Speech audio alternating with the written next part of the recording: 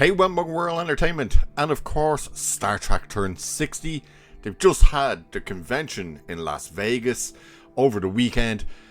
We had the news that they're going to re-release some of the old movies, but they were going to play the episode that kind of coincides with each movie in front of it first.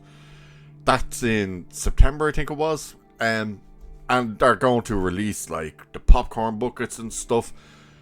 However, that's not all they're going to release, because as you can see here, they're going to release a documentary for the anniversary in theaters, and it's going to be fronted by William Shatner.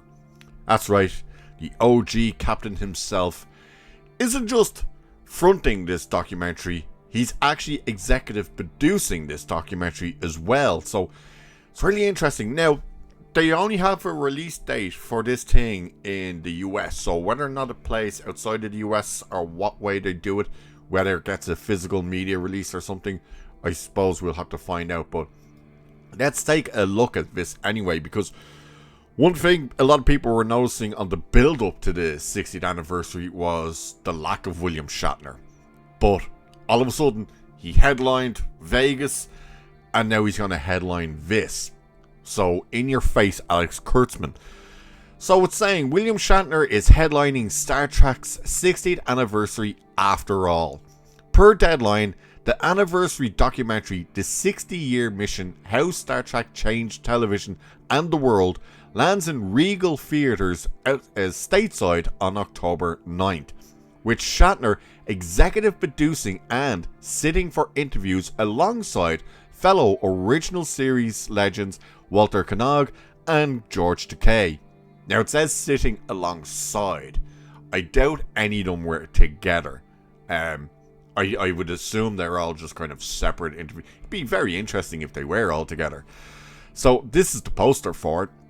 Very interesting poster. Like, other than the font, nothing about that really screams Star Trek, does it? Which is quite interesting. Maybe that's on purpose. So the film comes from writer-director Mark A. Altman, who literally wrote the book on this subject with his Star Trek oral history, The 50-Year Mission, which I think is interesting from here in a little bit, because it starts kind of just giving you all the names, which is always funny. It's like, do people really care that much about all these people? But Michael S. Border of Galaxy Pictures produces alongside Aaron Ratner, with a soundtrack album coming from La La Land Records. So there's a soundtrack coming to this thing as well, which is quite strange, to be honest with you. So the documentary charts the origins of the original series, promising never before seen archival material and the behind the scenes conflicts and creative gambles that turned a cancelled 1960s show into a global sensation. Now, when they're saying conflicts, I doubt they're just talking about conflicts between cast members. I would assume they're talking about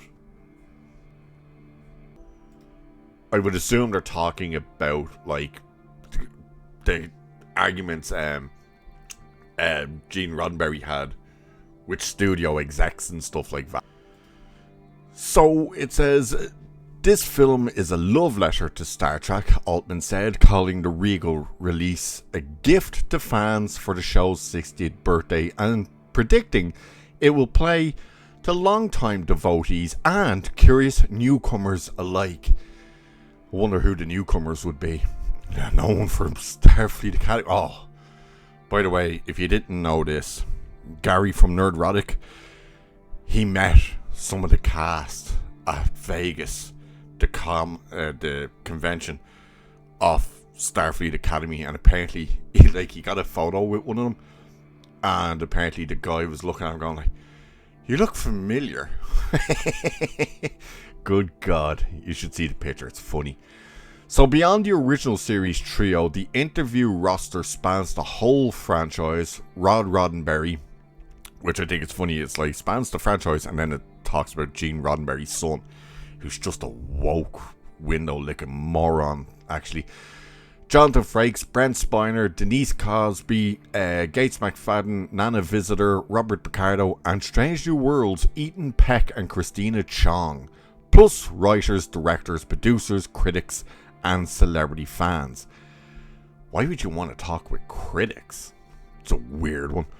So Shatner said he would play Kirk again at 95 in TV Guide's 60th anniversary special, while the announced legacy lineup for the 60th anniversary's Hall H panel at Comic-Con left Decay carrying the original series flag alone. That is not because Bill Shatner said no to it. It's because they didn't even ask him. They didn't ask him. In fact, they basically didn't ask him anything throughout this whole thing, which is why it was fun to see that he was actually headlining the Vegas convention, and now he's headlining this documentary. Because it's well known now that Kurtzman hates Bill Shatner. Idiot. So now the captain is executive producing the anniversary movie itself, with Border promising key Star Trek talent will appear in theaters. What? Star Trek talent will appear in theaters for exclusive Q&As during the run. Oh, I get what they mean. They mean like either before or after the thing shows, some of the actors and stuff will appear, or at least writers or people who were involved with the show will appear. Jesus, imagine watching that and then they bring out someone from Starfleet Academy to talk. Jesus. So the Roddenberry family is deep in the celebration too. Rod Roddenberry is featured in the documentary after leading the recovered original Enterprise model to the Comic-Con festivities and introducing the Hall H celebration. The original model that they're talking about, I don't believe that's the filming model. They said it was. I don't believe it is. I believe it was the model that there's a photo, an old photo of Gene Roddenberry at his desk, and there's the model Enterprise in front of him, which was like the first model built to kind of represent what the ship is. I believe it was that model, because the actual filming model that they used is in the Smithsonian in Washington, and it's only recently, or at least a couple of years ago, restored. You can actually see there's a good video on YouTube from Adam Savage from Mythbusters, who went and saw that model as it was being restored and stuff, and it's actually a really good video, especially when you find out that one side of that model is not complete. It's open because it's where they had all the wires and cables and stuff. So the model was only ever shot from one side when it does flybys and stuff, so they just duplicated it when you see it from the other side. So it's saying here, those in theatre Q&A also land as a nice echo of the case the Wrath of Khan director Nicholas Myers just made, that experiencing these stories in a room full of fellow fans is the whole point. And yeah, like, I know that Bill Shatner still does it even now. This is how I got to meet the guy, and all that was, he goes around doing the Wrath of Khan, so they show you the Wrath of Khan and then he does a Q&A after it, and they have meet and greets. So you don't get very long with him because the queues are out the door to meet him, so you basically get up to him, you get your photo, and off you toddle. You might squeeze a couple of words in. You definitely aren't giving them questions, but and in the original series 60th anniversary Blu-ray gift set, and the celebration is shaping up as a genuinely fan first affair, which is exactly what they need to do, because there is true Star Trek right there. Look at that. Have his 1 and 6 pre-ordered. Now have his 1 and 6 pre-ordered. Waiting for his. Bring it on, baby.